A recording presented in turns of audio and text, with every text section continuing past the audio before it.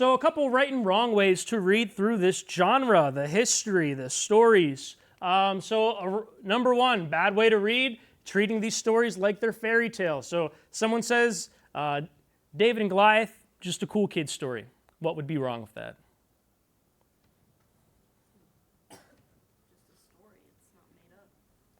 Not just a story. Yeah, these are real events who show not just human success, but how God's working through history. We can see that God's working through history. So we don't want to treat it like a fairy tale, only looking for like a hero to copy in the Bible. We should be more like Samson. He was a spiritual leader among God's people.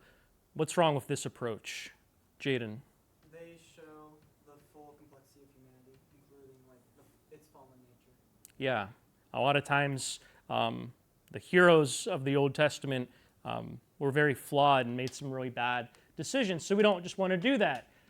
Ignoring the context. So, you read Judges and you say, this is so messed up. There's all these people dying. Why would God approve of all this violence? What would be wrong with ignoring the context?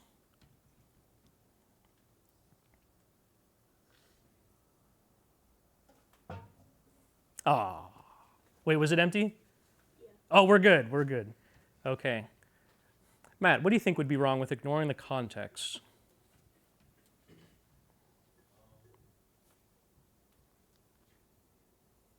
Because then, he wouldn't know the reason for the violence that happened.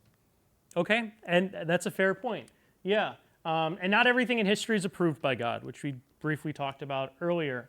Sometimes these stories just show what happened when people are rejecting Him, when they're not walking with Him. And things that are described in the Bible aren't always things that we should be doing. Sometimes they're just things the Bible tells us about, but not something we should do as followers of Jesus. We got a couple more. Thinking that every single detail applies today. So, Gideon put out a fleece for a sign. I need to ask God for a sign. Have any of you done this? Like, you want God to prove He's real. You want Him to, you put a rock on your dresser and you're like, God, if you're real, move this rock off my dresser inside of the drawer underneath my third shirt. Have you guys ever done something like that? I have. I'm not afraid to admit it. I'm not ashamed of that. But thinking every detail applies today, what's wrong with this idea? Lane. I'd say a lot of the things in the Bible, specifically with stories like that and one-time things like that, are very case sensitive. So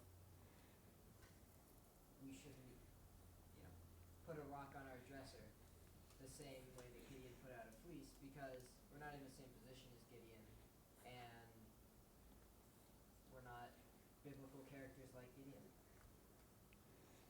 Thanks for sharing that, Lane. Yeah, so these books tell us how God acted at specific times. We see these principles of God's nature. That doesn't mean they're always going to repeat for us, and that's okay.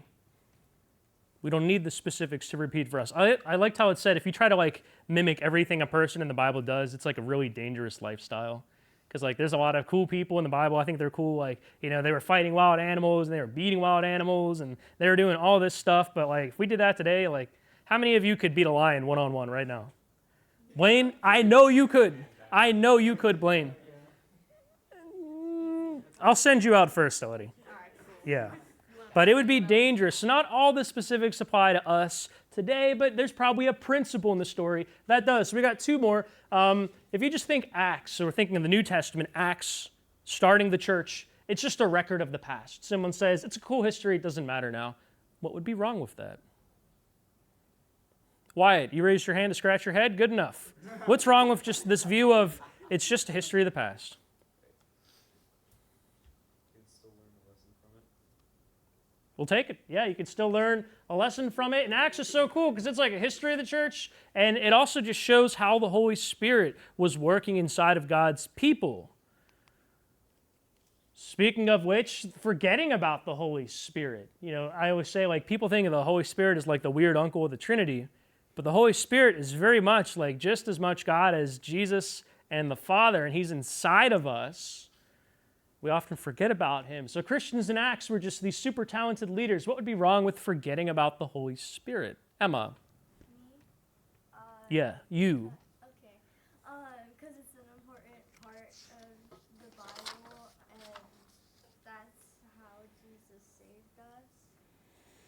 Thank you. And this is what I think makes these books so interesting, because in the history books, the Old Testament, you actually read that the Holy Spirit comes on people from time to time, but the Holy Spirit doesn't stay with them. The Holy Spirit doesn't stay until Acts, and that's what really makes like Bible history different than regular history, because regular history is just people doing things. They're trying to invade Russia in the winter without coats. They're going across the ocean. They're doing whatever.